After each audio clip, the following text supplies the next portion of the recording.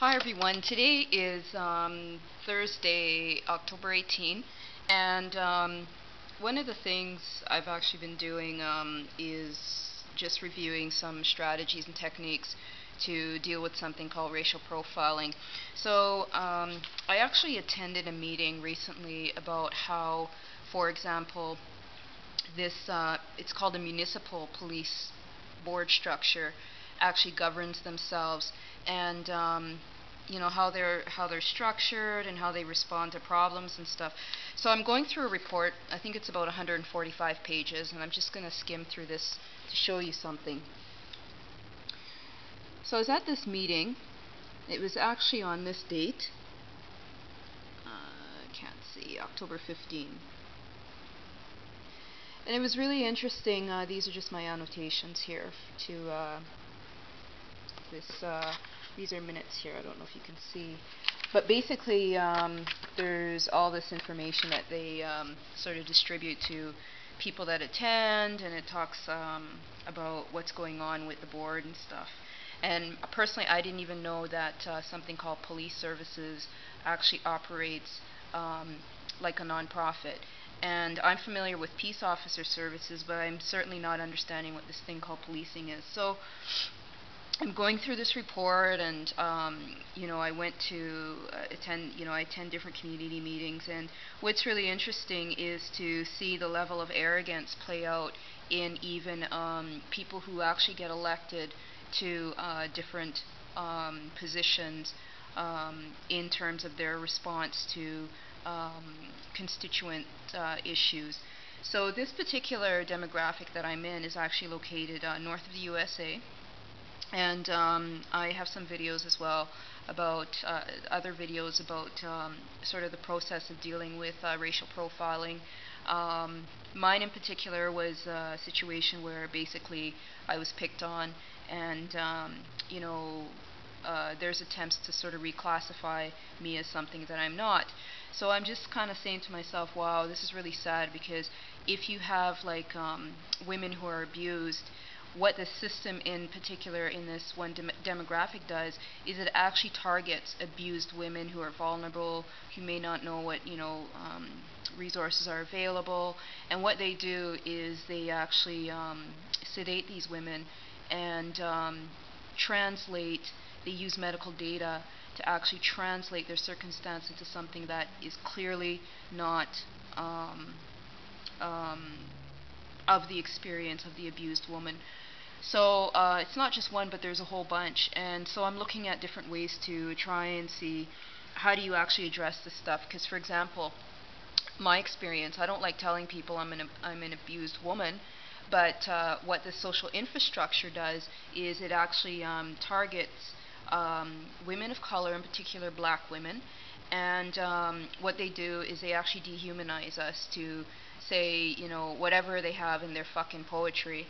So, they do a lot of these things where they use medical data and they reclassify black women, they separate black women from their children, and then they say that, these black women are sort of are repositioned in a very, very low social echelon where their sort of ability to have a new family is compromised, opportunities to contribute to economic innovation is compromised.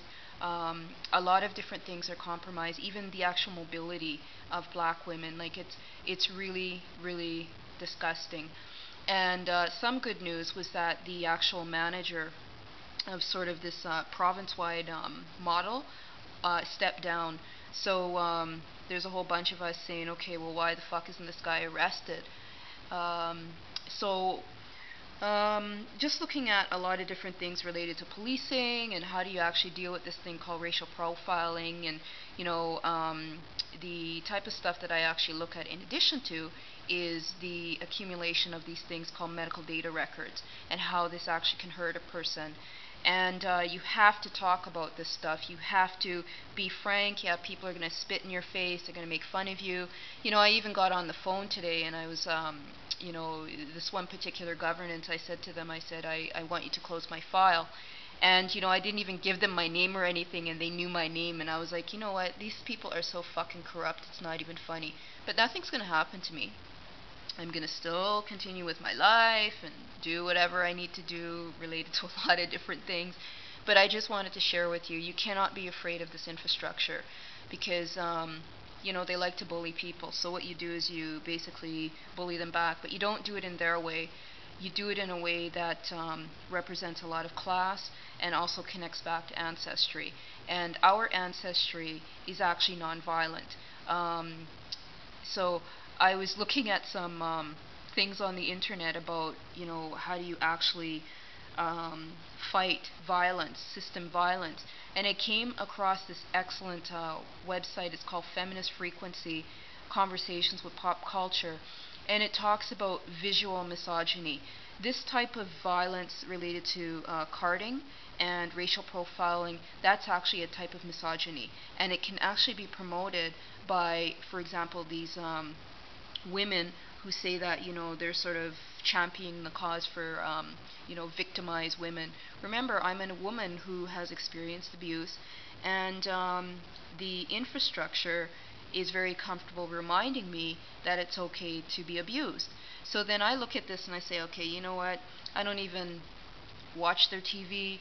I don't even engage with certain things, but I just need to get some answers. So I've been doing different things, trying to find out how, you know, this whole governance thing is structured, looking at different positions. So I came across this this one site, and I have to show you this. It's pretty good. It's called Feminist Frequency, and it talks about conversations with pop culture. It talks about image-based harassment and visual misogyny. How many of us actually know about this? The website is feministfrequency.com /2012-07-image feministfrequency.com /2012/07 excuse me, image, the word, dash base dash harassment dash and dash visual dash misogyny /. So basically the title of the article and then /. So it basically talks about how these images online are presented to actually bully women. And you should take a look at this site. Look at all the Photoshop harassment. So, you know, different types of, you know, image harassment.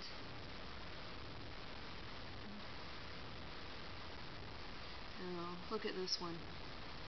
What do they call her? Cum whore. Look at what they do. You know, blacken her eyes and stuff. So I was actually in a meeting today, and I was just listening to, you know, sort of some things that were being said. And another form of this violence is in the way stories are actually translated. So that's a technical translation.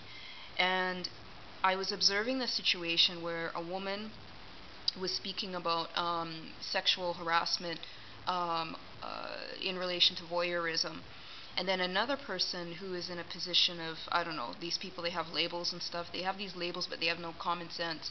Had said to the person to basically, you know, don't worry about it, but go deal with it another way. No, you don't say that to the person. The person actually should be able to pick up the phone, call 911, and say, you know what, I'm experiencing this. And what they have, for example, in this urban demographic called the GTA, Toronto Police Services, what they do is they have something called differential policing.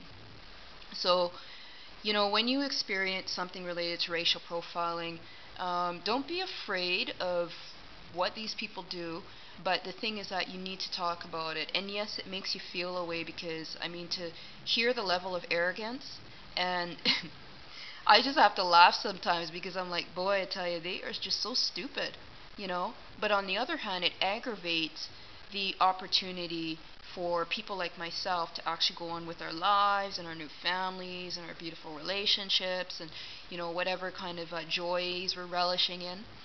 So anyways, this video, I don't know what to call it, but racial profiling, just an update. Learn how the structure actually works. How does this racial profiling thing work? And if you have something called a police system, like I don't know what police are. I know what peace officer services are, but I don't know what police is. So you know what? Question that. What exactly is this thing called policing? Go to a meeting. Say, you know what? Get on their website or whatever, and how do I get involved? Because I don't understand what's going on here. And you'll have all these little clickies, but you know what? Don't even worry about them. Because you know what? Nothing ain't going to happen to you.